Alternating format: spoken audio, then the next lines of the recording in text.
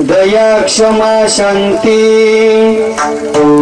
दया क्षमा शांती, तेथे देवाची वस्ती, पावे धावनिया घरा, राही धरुनिया थारा, कीर्तनाचे वाटे, बराडिया ऐसा लोटे, तुका म्हणे घडे,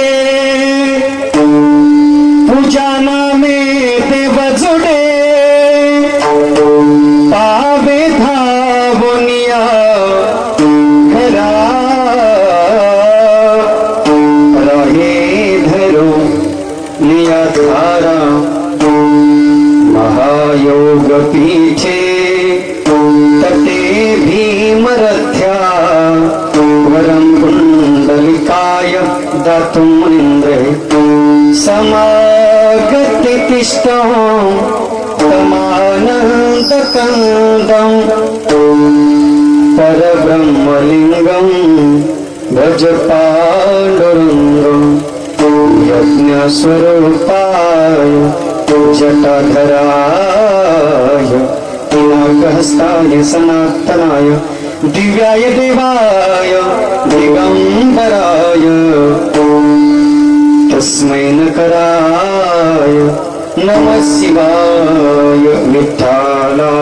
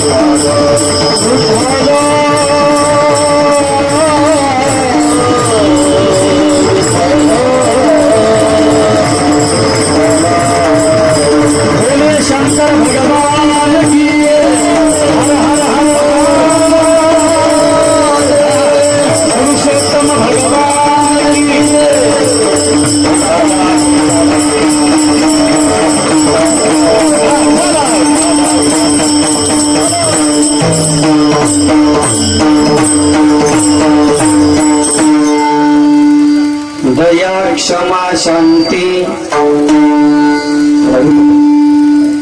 दया क्षमा शांती, तेथे देवाची वस्ती,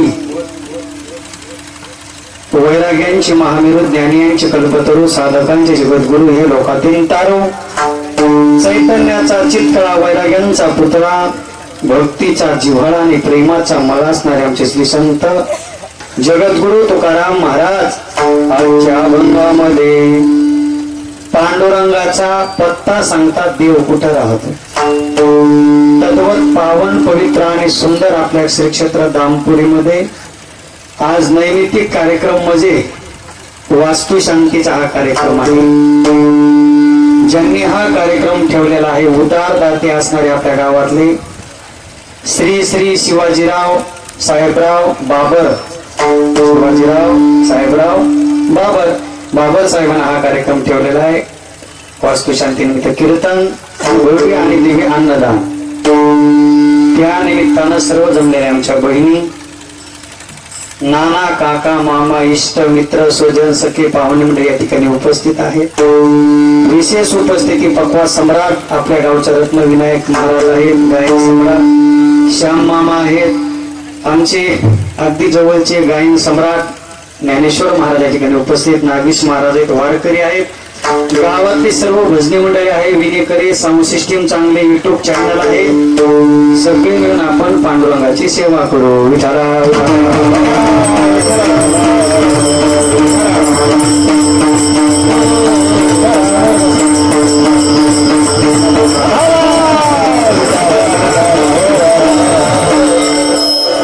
पुढे पुढे सगळं महिला मंडळ पुढे यायचं असेल, तुम्हाला आवाज तर गेला पाहिजे, साऊंड असं युट्यूब घेता येते त्याला. असं पांगून बसला कसं घेऊन या समोर आका या समोर इथे या. इतक्या जवळ नाही. अच्छा, अलीकडे, अलीकडे. या मागच्या पुढे या. ऊन लागायला स्वयंपाकाची झळ आहे. तुम्ही इकडे नागेश महाराज तुम्ही सगळे इकडे नाही नाही नाही इथं असं नाही हे बरोबर आहे फक्त महिला मंडळ पुढे या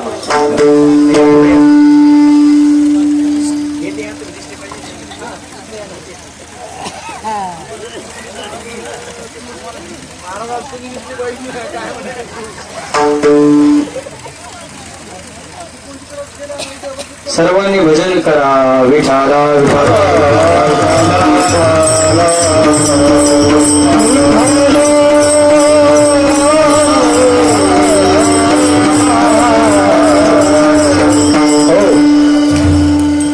हा पुरुषोत्तम मास आहे, हा मल मास आहे, हा अधिक मास आहे.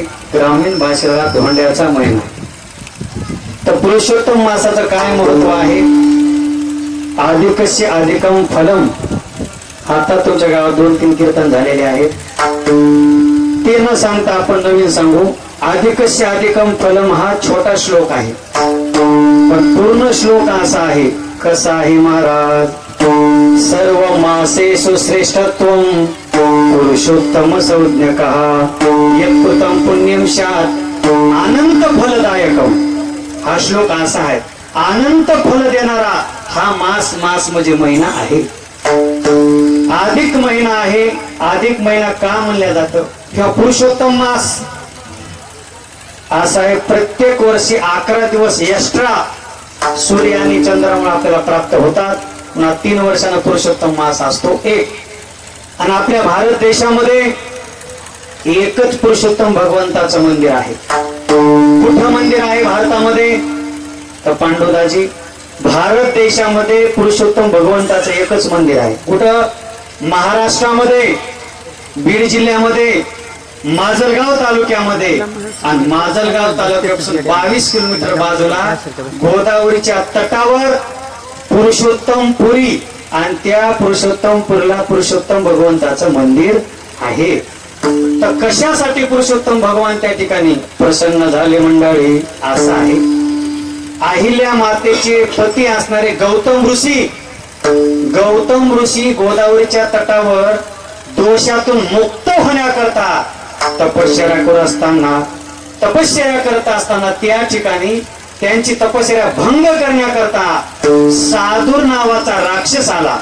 आणि साधूर नावाचा राक्षस त्यांची तपश्चर्या भंग करू लागला. त्यांनी देवाला हाका मारली आणि देवाला हाका मारल्यावर भगवंताने पुरुषोत्तम भगवंताचा अवतार घेतला. साधूर नावाच्या दैत्याला मारलं आणि गौतम ऋषीने सांगितलं देवा तुम्ही आता इथून जाऊ नका, इथंच राहा. आणि पुरुषोत्तम भगवंत त्या नावानं तिथं प्राप्त झाले. आणि अजून त्या ठिकाणी भक्ताचं कल्याण करण्याकरता गोदावरीच्या तटावर पुरुषोत्तम पुरीमध्ये पुरुषोत्तम भगवंत नावाने प्राप्त झाले.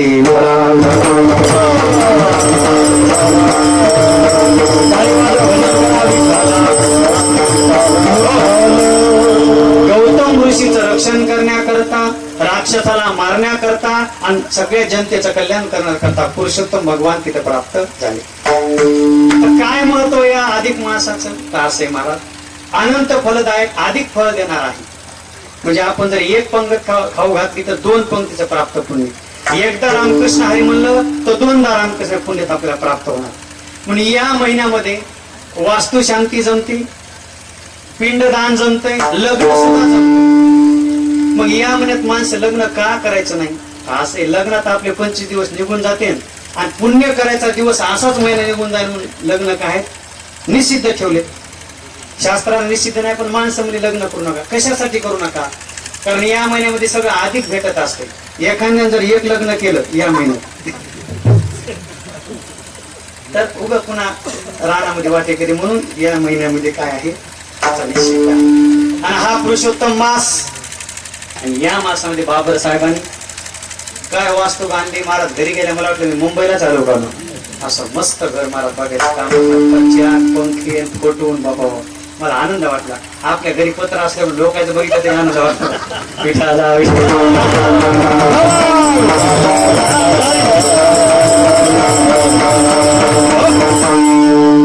प्रसन्न आणि घर बांधलंच पाहिजे मला.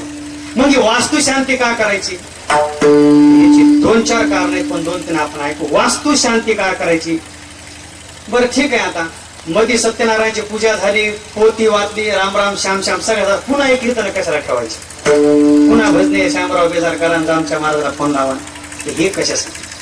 तर मंडळी, वास्तू शांती कशासाठी करायची हा प्रश्न आहे. असे श्याम मामा, आपण घर बांधत असताना आपण वाळू कुठली आणतो? वाळू गोदावरीची म्हणा, पूर्णेची म्हणा, गंगेची आजी माय, आपण काय करतो? वाळू आणतो. बर. आणि एखादा माणूस गेला, त्याच्या अस्थी, त्याचे हाड कुठे टाकतो? गंगेमध्ये टाकतो. हाड बी गंगेमध्ये आणि वाळू बी कुठली आणायची? गंगेमधली. आणि मग एखाद्याच्या अस्थी आपण पाण्यामध्ये टाकल्या, तिची वाळूच होती त्या अस्थीची, आणि वाळू झाली आणि ती तडकामध्ये भरून आपल्या घरी आणली, तर एखाद्याची वासना शिल्लक राहिलेली असते. त्याला वाटतं हे झालं ना, मग मेलं तरी हरकत नाही, आणि ती होत नाही, ते अगोदरच मरते. आणि मग त्याची ती शांतता होत नाही, ती आपण काय करतो? असते आपल्या घरी आणतो. आणि मग 50 लाखाचा जरी बंगला बांधला, तर घरचे मत कसं करमनच झाले, झोपच येईन झाले. त्याचं कारण आहे की ते आपण रमेशरावची आस्ती घेऊन आलो आणि त्याची काही शांतता आली नाही. ती आस्तीची शांती करण्याकरता वास्तू शांती. वास्तू शांतीमध्ये लक्षात आलं तुमच्या, त्या आस्तीची काय करायची? शांती. ते समाधान प्राप्त झाले की आपल्याला आपोआप समाधान लाभणार आहे, म्हणून वास्तू करायची. आणि काय दोष असतात? काय दोष असतात? सत्यनारायण वाचा असताना एखादे पान उलटून गेले, ते वाचायचं राहिलं, पुढचंच वाचा देवा पान, त्याचा दोष असते. बरं, यजमान ऐकता मोबाईलच आला, त्याचं पाहुणा चाला, पोथी राहिली, मग तिचे काही दोष राहिले, मूळ कीर्तन ठेवायचे, म्हणजे सगळे दोष नष्ट होतात. आणि काय दुसरे दोष असतात? आता आपले घर बांधायला कोण असते? रफिक आणि अब्दुल भाई. आणि मग ते बांधताना काय घेऊन आला का रविवारी खाऊन आला हे माहित नसते, आणि त्याचे इथे तर बांधत राहतं. मग ते अब्दुल भाईचे दोष नष्ट व्हावेत म्हणून कीर्तन आणि पूजा विठाला.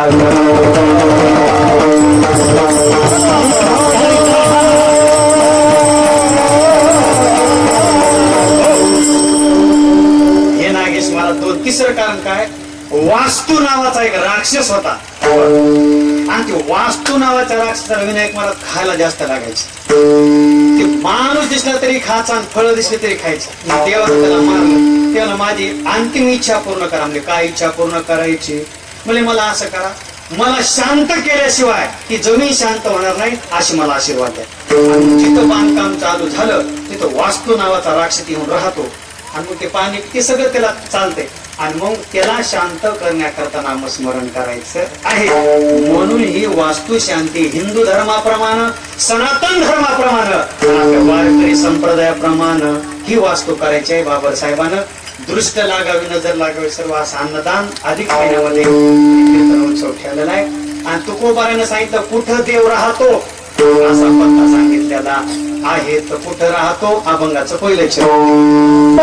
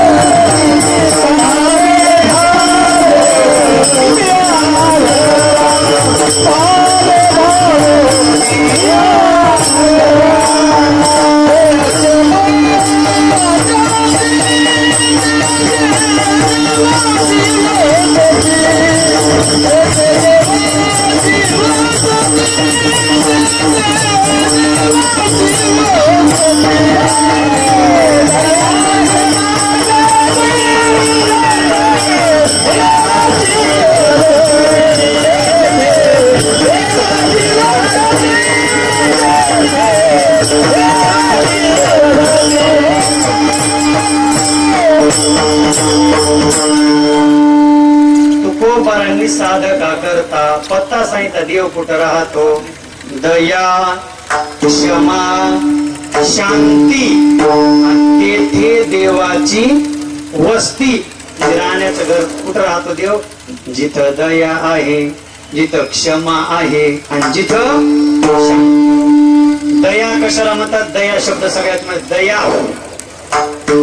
दया कशाला म्हणतात मंडळी? दया करण जे पुत्राशी, दया करण जे पुत्राशी,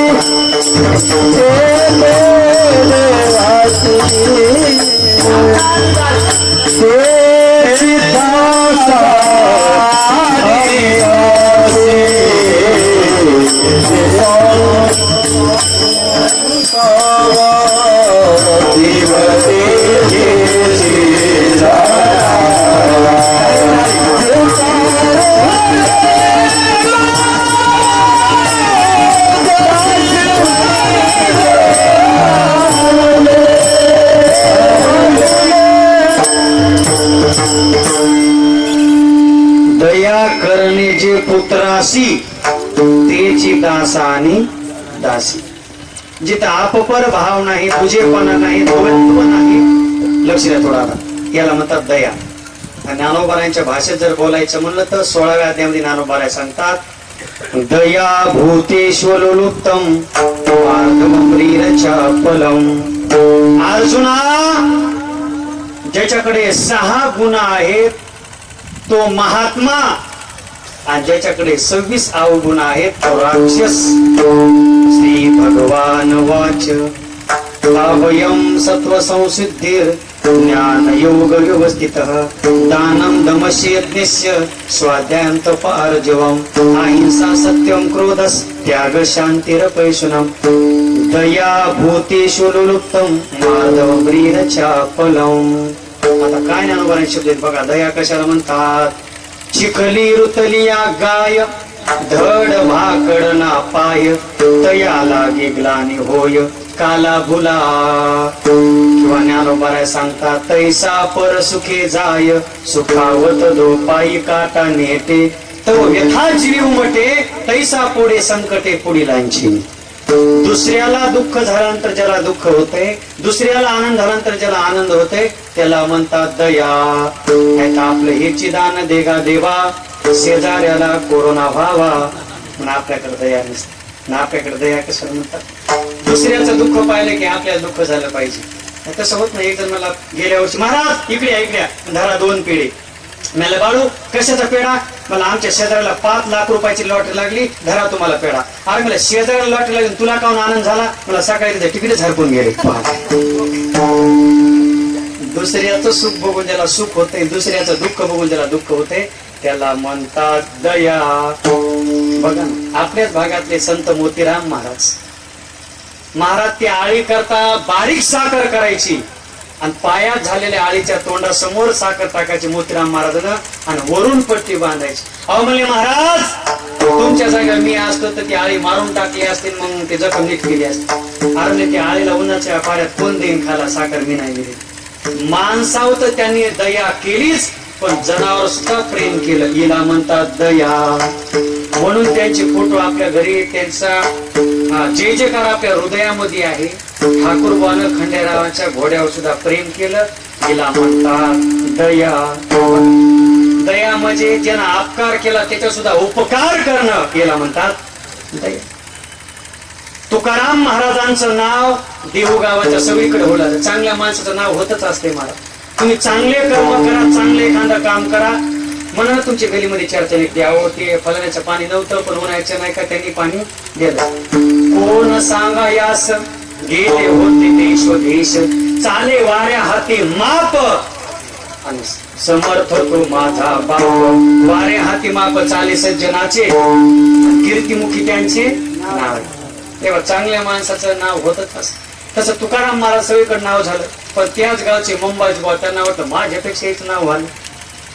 त्यांनी मुद्दाम बोराटीच्या काट्या मारुतीच्या मंदिरात जवळ ठेवल्या ना प्रदक्षिणाच करता येऊ नये. तुकोबारा सकाळी काकड्या भजनाला गेले, प्रदक्षिणा करायला गेले आणि ती बोराटी जरा बाजूला ठेवली. त्याला महाराज तुम्ही बोराटीत आता भांडणं करायचं मला काही निमित्त काय करावं. जे महाराजाला दुपारच्या पाऱ्यात मारायला सुरुवात केली बोराटीला काटेन, त्या काट्याने माऊली मारलं. तुकाराम महाराज घरी नाही गेले, त्यांची पत्नी कडपती जामात तिला वाटलं भांडण करे. इकडच महाराज इंद्राणीवर गेले, बनियल धुवून टाकली, वाळू मध्ये लोळले, ते जखम नीट झाली. आणि संध्याकाळी तुकाराम महाराज फेटा बांधून कीर्तनाला आले. सगळी लोक दिसालेत, पण रोज कीर्तन ऐकायला मुंबाजी बुवा समोर बसायचे तेच नव्हता. रोज कीर्तन ऐकत होता पण सुधाराचा पता नव्हता. हो असं तुकाराम महाराज म्हणले आपले मुंबाजी महाराज कुठे? पाहुणे ते आजलीच नाही, घरीच आहेत. म्हणजे काय करा, त्यांना घेऊन येतो तात्यारावची, तुम्ही 2 मिनिटं येणार घ्या. येणार दुसऱ्या कलेला 100 रुपये भजन. आणि तुकाराम महाराज वाटलं दुपारच्या पाऱ्यात यांनी मारलं. आणि मारत असताना ते काटे यांच्या हातात गेले असते, बिचाऱ्याचे हात दुखत असते ना, सुद्धा असं हळद घेतली, दिव्याचं तेल गरम घेतलं आणि वाटी घेऊन त्याच्या घरात आले आणि आवाज दिला मुंबाजी महाराज आहेत का घरी? येणं पलंगावर झोपले, ऐकलं. याला वाटलं आता भाऊ किती लोक घेऊन काटे घेऊन घराला आले का तुकाराम महाराज. यानं पत्नीला सांग म्हणजे सांग महाराजाला ते सासरवाडीला गेले म्हणून सांग. ती म्हणजे कुठं दिसायचं ना त्यांना. तुकाराम महाराज म्हणजे घरी एका कोणी महाराज चळचळ कापलं, कोण कोण सोबत आहे बघा. पत्नीला बाहेर पाहिलं म्हणजे काहीच नाही मालक, फक्त हातामध्ये वाटी. तुकाराम महाराज एकटेच आहे. वाटीमध्ये काय चटणी आली काय कोणाला माहिती नाही. म्हणजे पिवळं दिसायले म्हणजे हळद येऊ. आणि जसे आतमध्ये आले तुकाराम महाराज पाया पडले म्हणजे मुंबाजी महाराज दुपारी मारायला तुम्हाला काठ्या मारायची सवय नाही काय नाही, आम्ही काय आता शेतात काम करणारे माणसे आहेत. तुमचे हात पाय दुखत असतील, कुठं जखम झाली असेल ते जखम नीट करतो, तुमचे पाय दाबतो, हात दाबतो. महाराज त्या महात्म्याकडे बघितल्यावर ढसा ढसा डोळ्यातून आसूंच्या मुंबाजीवाच्या पाय धरले. महाराज मला माफ करा, अहो मी तुमचा अपराध केला. मला वाटतं ते मला मारायला आले असतील, तुम्ही माझे पाय दाबायला हात दाबायला आले. दर्शन घेतलं आणि तुकाराम महाराजचा हात धरून मुंबाजी बुवा कीर्तनाला आले. कीर्तन ऐकलं, त्याच कीर्तनात बोध झाला आणि 14 टाळकऱ्यापैकी मुंबाजी बुवा तुकाराम महाराज एक टाळकरी झाले आणि संतत्वाला प्राप्त झाले. मला काय सांगायचंय, ज्यांनी मारलं त्यांना सुद्धा संतत्व करणं म्हणतात दया. आणि अशी ज्याच्या अंतकानं दया आहे तिथं देव राहत असतो.